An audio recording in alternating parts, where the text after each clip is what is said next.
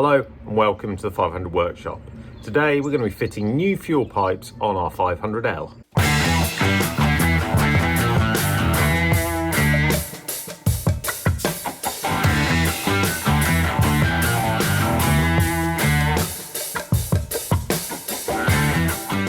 Now the fuel pipe's the same on any variant of Fiat 500, so you don't need to worry about buying anything specialist for any of the different ones. We've got the engine and gearbox out on this car, which is why I'm going to do this job and film it now. You don't have to do that to do this job. It can be done with all of that in situ, but without it in there, it's going to make it a little bit clearer for us. So before we get started on replacing the pipe, let's just have a look where the current pipe goes. So we're at the back of the car. We've got a piece of flexible hose here, which we connected to our fuel pump. We've then got a piece of copper hose, which runs through here, through the back of the engine bay, just there. Now we'll come under the car. So it is coming out through the wall there, as you can see, and it follows around this path. Let's get behind here. Follows round, and then we currently have it, as you can probably see at the back there, we currently have it going into another piece of flexible hose, which is going through the channel where all our starter cables and brake cables and our gearbox go through that tunnel inside the car. So we'll go through to the other side and see where that comes out. So we're down by the accelerator pedal. We just removed the carpets. See, it comes out of the tunnel, which is here. There's out of the tunnel. Comes round behind the pedals, up and through what would normally be called a firewall. And it goes through a little rubber grommet there and up into the front under our bonnet. So let's go and have a look at that. Comes then through the firewall from the other side. Got a fuel filter in here. I'll explain why later. I know some of you don't like doing that, but I have it on here. And then the fuel pipe runs round into our fuel tank. We are going to, as part of this, change this setup slightly. So what I want to do is run a metal copper pipe from the back all the way through the tunnel and up out here, and then just have a small piece of flexible pipe into our tank. The reason why I want to do that is a couple of things. One is safety. Having a copper pipe go all the way through the tunnel and out the other side is better in terms of no ruptured pipes or anything, and also it means that we keep the flexible piece of the pipe as small as possible, so it makes it easier to maintain in future, easier to replace, and easier to keep an eye on the condition. So especially with the ethanol that's in the E5 and E10 fuels these days, want to make sure that kind of the rubber hoses are kept to a minimum, and therefore we protect our car as much as possible. So that's what we're going to do. Now this does require a length of pipe that's slightly longer than normal. So here we've got about 3.7 meters of copper fuel pipe. If you ask your reseller nicely, hopefully you can get a long length. But we're not just going to install this as it is. There are some important things that we need to do to it as and before we install it. So let's get on with it. The first thing we're going to do is flare our pipe. So here's a little test piece that I've done it with, and this is really important. A lot of people don't do this. They get the pipe from the parts supplier and they just install it and they just connect up the flexible hose to the copper hose without any flaring, and they wonder why they have fuel leaks and why their car goes up in flames. So really important task. You can get a really cheap kit. Can't remember how much this was, but it wasn't a lot of money. It's a really easy job to do yourself. We're going to show you how to do it now. So we've got our hose, and it comes with this little clamp. We're going to find the hole that this fits in best. You want it so that it's clamped, but not so that it's crushed, but also you don't want it so it moves backwards and forwards. So we are, actually I've got it on the wrong side, turn it around. It should be this side, because I don't know whether you can see this has like a V in it. And we want the end of the pipe to stick out around about 0.5 millimeter to 1 millimeter. So it just needs to be poking out the end there. Then we can clamp this down so it doesn't move. Clamp both ends.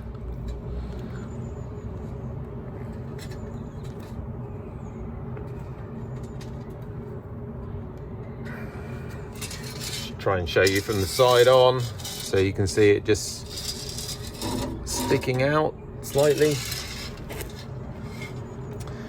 And then what we want to do is find the best fit of one of these. So that's too big, so we're going to go with our 1/4 inch, which is a little bit loose, but I think that's going to be the best size we have.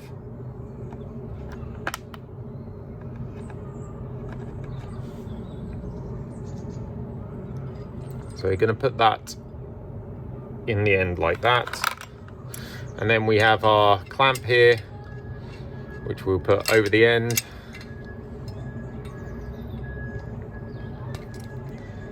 Just bring this into place. Seat it on the top there, and then we'll just start to tighten.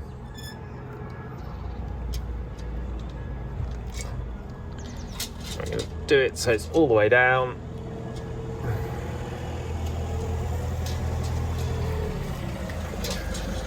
Now we should be able to loosen it back off.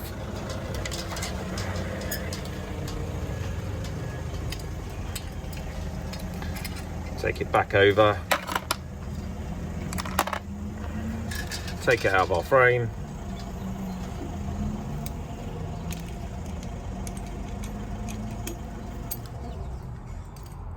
And there we are, we've got a nice flare at the end there. Hopefully you can see that. There we go.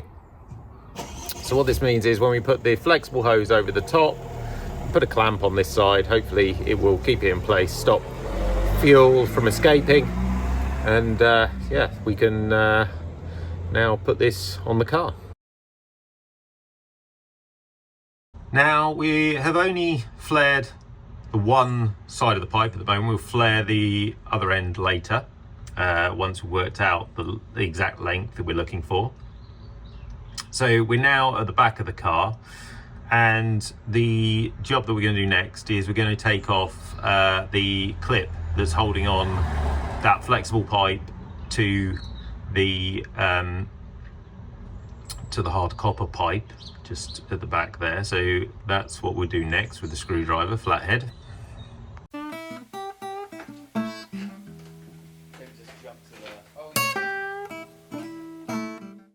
So unexpectedly, because I've had the engine off for a few days, there's still quite a lot of fuel in that pipe. So next step, get cleaned up, clean up the floor, and then we can move on to trying to get the new pipe through the tunnel.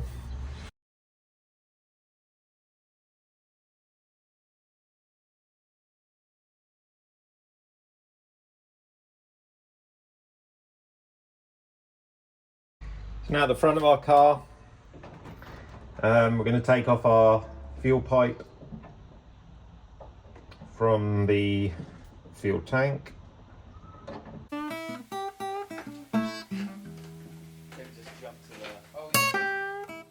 got a little change of plan here, because I was going to take the fuel filter off and then poke that through and put it through in the car. I'm not going to do that now, because there is fuel still in this hose and it's in the pipe, and I don't want it to go into the car. So what I'm going to do is I've got a bolt here that I'm just going to screw into this end of the pipe, so that, I mean, we're not keeping this fuel hose, so I'm not worried about damaging it. All I'm trying to do is block and make sure the fuel doesn't come up. It's not under any pressure, so it shouldn't come out. Then we'll take this out of here. And now what we're going to have to do is feed that pipe all the way through the bulkhead as well. Firewall, whatever you want to call it. So we'll go in the car, we'll pull through until we get to the metal hose coming through the other side, and then we can hopefully quickly disconnect that and make sure there's fuel doesn't go into the actual cockpit of the car. Or we could actually feed it up here first and do it. We'll work it out as we pull it through. So I've got a helper at the back who's going to push the pipe as I pull it through, and we're just going to go in here, lift that tab out of the way slightly, and start pulling pipe, hopefully.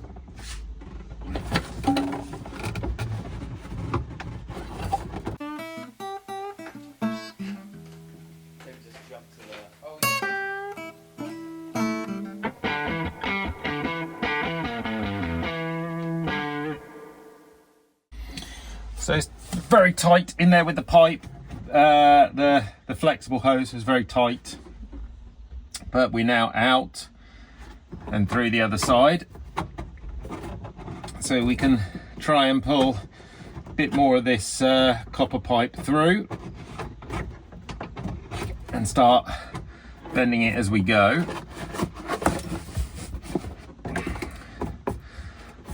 So we need to get it underneath these. I don't want to put too tight a bend in it, but we need to get it underneath the pedals here. So we're just going to push it under there a bit.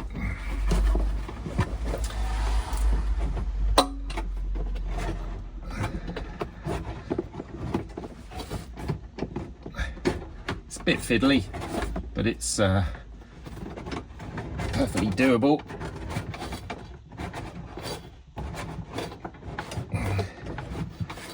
Go, got enough pipe now to hopefully push it down behind the clips down here. I'll do a bit of a close-up afterwards so you can see it better. So put it down there. I need to pull some more through now.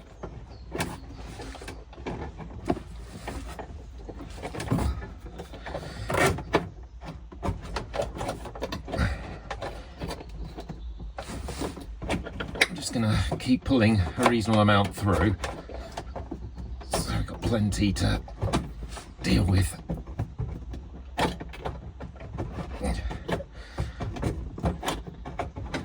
It is a bit inch by inch.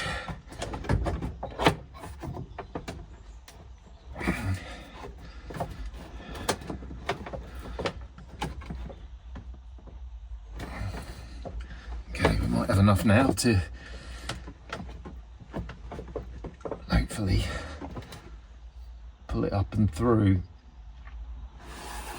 So just going to go out the other side and just start pulling some of that cable through the firewall.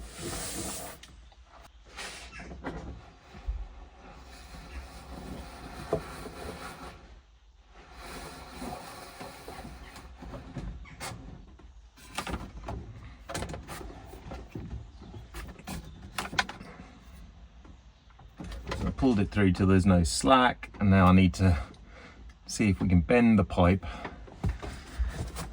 back round so that it goes now through the firewall. All the time being conscious not to actually try and damage the pipe.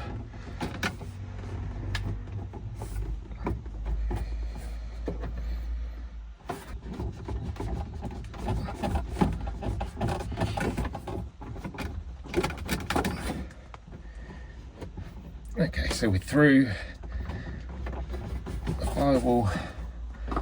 Now we need to just try and tuck this pipe where it needs to be and bend it round so that it's nice and snug.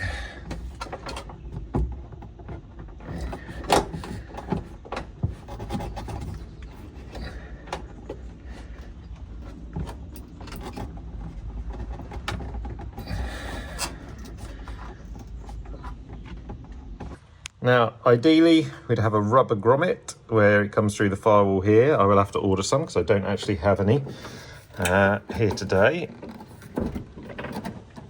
But that should be something which you can easily fit once it arrives.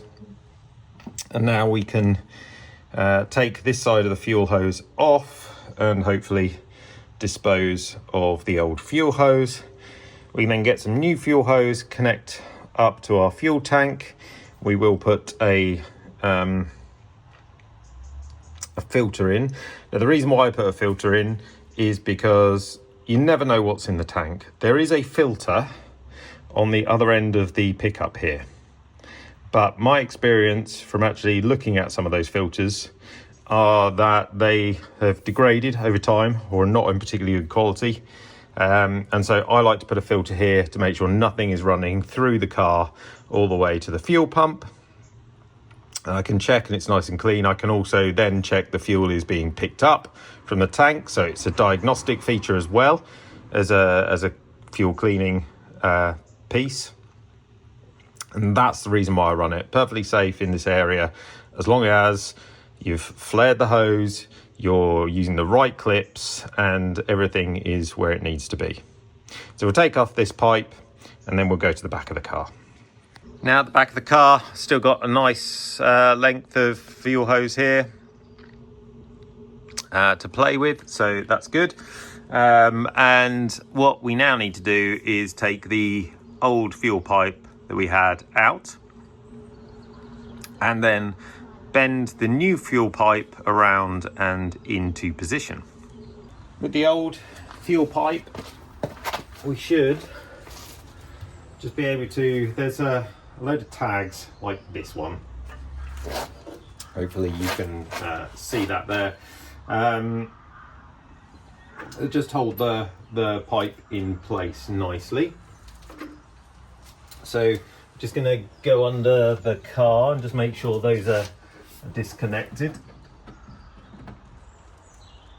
Just hopefully you should bend back. Might need a screwdriver just to help me save cutting myself on that. So we're just going to prise this apart.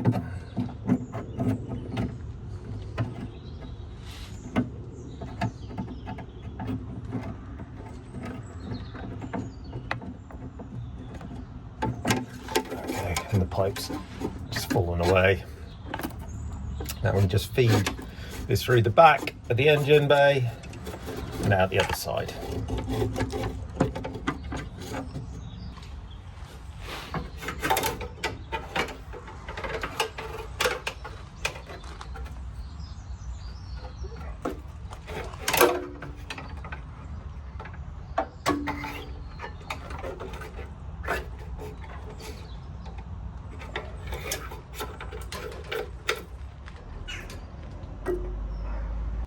With our new copper pipe, I've just kind of made it into a bit of more of a circle so I can get it back behind here, and then I'm going to feed it through this hole up here first of all,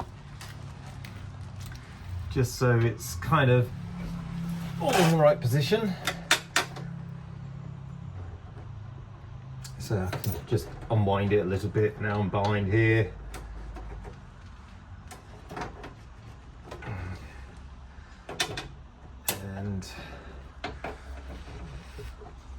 don't want to over thread it so we'll twist it too much. So we'll just wind it slowly and nicely.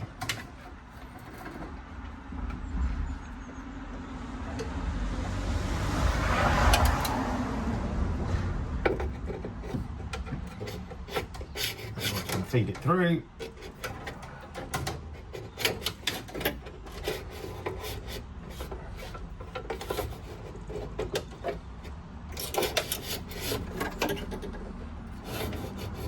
What we need to make sure we're not doing is pulling the cable back out. Okay. So now we can start to try and manipulate the pipe and get it into the clips up the top where it should run.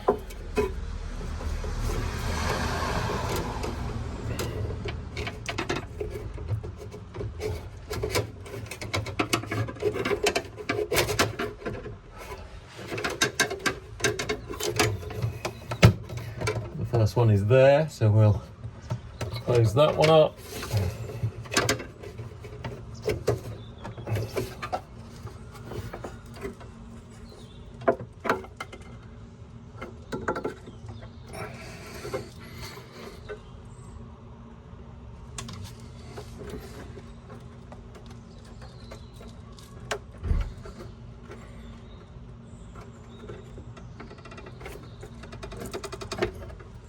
Just checked inside the car again and at the front to make sure all the copper pipe hadn't moved and it was all good. So finally, again, we should have a grommet in there. Again, I'll order one of those, rubber grommet. With the metal pipe it matters less because it's less likely to cut through, but still good practice to have them in place. Now we want to try and just bend it as close to this wall as possible so it doesn't hit the engine, and we can just put this last tag on. I want this tag quite nice and tight, so let's see if we can get it into a good position without breaking anything. There we go. And now we can cut the pipe to length, and which will be somewhere around there, and flare this end, and then we have a nice solid copper pipe running all the way round through the car. Okay, so I was sawing and then I thought, why am I making this hard for myself? So I used a Dremel, just slice through, and then I've just cleaned up the edge with a little sanding disc just to make sure it's nice and smooth and there's nothing that's going to catch on our pipe or split it. I'm going to flare the other end of our pipe exactly the same as we did before, and once again we're left with a really nice flare on there which we can connect our pipe to and put a nice clip on the other side. So now we're on to fuel pipe time, and the stuff we got in here is called R6 and it's suitable for some types of fuels but not all types of fuels. So I've done a lot of research on fuel lines, and the thing that people recommend are a branded make. So you want to try and find something that's branded and from a well-known company, because apparently a lot of the stuff that comes in from China is mislabeled. So this is actually a Gates. This is made by a company called Gates, and it's an R9, which means that it does modern fuels, so it's multi-fuel and biofuel, and covers E5, E10. I only tend to put E5 in this, but you want to make sure that it covers all of them. And this is 6 mil diameter, inside diameter. So that's about 1/2 inch. So this is what we're going to use, and because we've done so much copper pipe, we shouldn't actually need much of this pipe, which is also good from a savings point of view. So first thing I'm going to do is put some pipe in across here, so only a small length. So we'll cut kind of there, measure it up, and then we'll make sure we put our clips on as well. We're going to replace all the line up to the carburetor, and we'll go from there. So you can cut most pipe with just a Stanley knife, which is what I've done here, and I've put 2 clips on either side, fed it over the nozzles, the flared ends of the pipes, and then now I just need to do these up. Now I'm using proper fuel clips, so just get one to show you. This is what a proper fuel clip looks like. This is not a Jubilee clip. Well, it technically is a type of Jubilee clip, but it's not a standard Jubilee clip. This is a fuel line clip, and this is what you want to be using. The reason why you want to be using these is because the way it grips over a traditional kind of Jubilee clip. So this gives equal pressure around, whereas a Jubilee clip will obviously often be slitted, so it can kind of be manipulated, and therefore if you've got something under the pipe or a bit of dirt or something, it doesn't give a uniform grip, whereas this does. So please use these. Also, what I found with these is you tighten them up, and as you tighten them, it feels as though it becomes quite stiff, but keep going. You want to try and really close the gap as much as possible and go as tight as possible. These are 10 to 12 millimeters, which should fit normally a 6mm pipe. So get yourself some of these, easily available off the internet at most good retailers. There are 2 ways you can do these up. One is with a screwdriver, but you can also normally do it with a ratchet. Normally they're kind of a hexagon type head, so a 7mm ratchet normally does it. You have to be a bit more careful with the ratchet, because it obviously you can produce a lot more torque with it than a screwdriver. You don't want to bend the pipes too much, but I can see that that is really gripped. That is not moving anywhere. So now I'm going to take, let's move it up slightly so you can see the older pipe.